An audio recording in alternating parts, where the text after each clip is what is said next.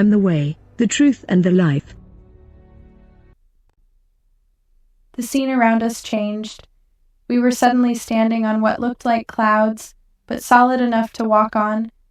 Jesus gestured with his hand, and below us appeared what looked like a living map of Earth.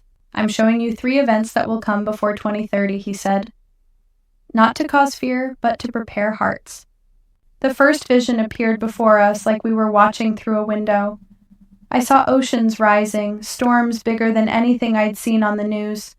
Cities I recognized, Miami, New York, Tokyo, with water flowing through streets. But more than seeing it, I could feel the fear of the people experiencing it. The earth groans as creation strains, Jesus said softly. What you're seeing is the acceleration of climate patterns. The waters will rise faster than expected.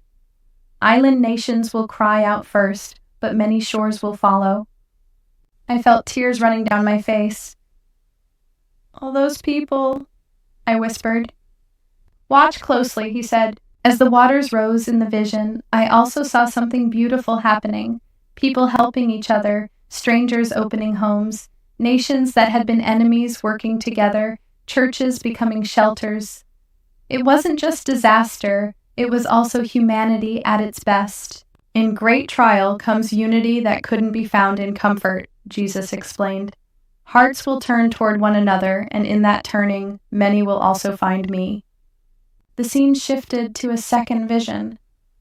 This time I saw what looked like massive blackouts. Cities going dark, one after another. People unable to use phones, computers, anything electronic. The systems man has built have become both tower and crutch, Jesus said. A time is coming when they will falter for a season. What was built on pride will be humbled. In the vision, I saw panic at first. But then something changed. People came out of their homes. They talked to neighbors they'd never met before. They shared food, played music, told stories. Kids played outside instead of on screens. In the dark, people found each other. When the lights of man go out, my light shines brighter, Jesus said.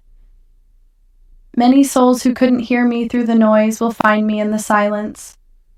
The third vision was the hardest to watch. I saw sickness spreading, not like COVID that we'd all lived through, something different. In the vision, people were afraid to be near each other again, but this time I saw something darker underneath it all, like the fear was being fed somehow, used. A new illness will emerge, Jesus said, but the greater sickness will be fear itself and how it divides hearts from one another. Some will use this fear to control and separate my children. But even in this third vision, I saw hope breaking through. People refusing to be separated by fear. Doctors and nurses working tirelessly.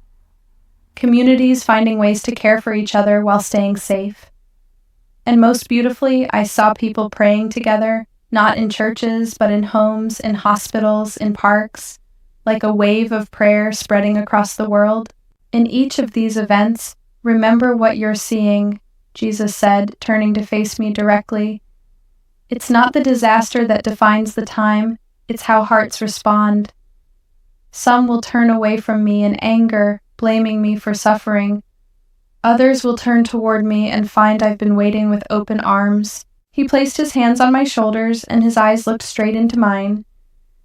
I felt like he could see every corner of my soul.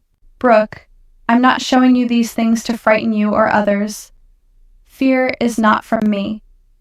I'm showing you so you can tell others there is hope and preparation, not just of supplies and plans, but preparation of hearts.